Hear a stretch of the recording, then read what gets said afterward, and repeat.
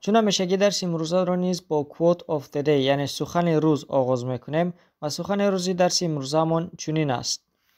Whether you think you can or you think you can't, you're right by Henry Ford. ترجمهش به زبان تاجیکی می شود: چی فکر کنید که می توانید و یا چی فکر کنید که نمی توانید، در هر دو صورت حق هستید. سخن هنری فورد.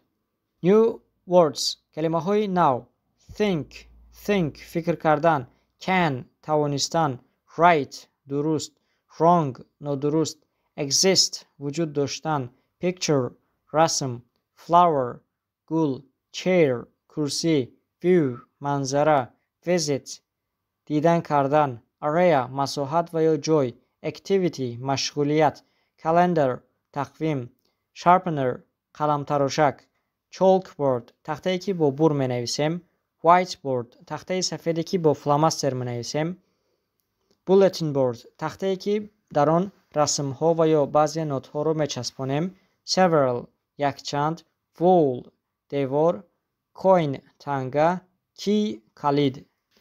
در اینجا درس امروزه ما با پایان رسید. اگر به کانال ابونه نشده باشید لطفاً ابونه شوید. برای دستگیری ما به نوار لایک گذارید. برای بهتر کردن صفت درس ها فکر و اندیشه خود را در شرح ها نویسید. این نوار را با دوستان و نزدیکانتان روان کنید تا آنها نیز از درس های ما باخبر شوند و برای اولین شده خبردار شدن از درس های نو زنگوله را زیر کنید. از همه شما برای تماشای نوارهای ما تا آخر منت داریم. لطفاً با ما باشید و با ما زبان انگلیسی را آسان و رایگان آموزید.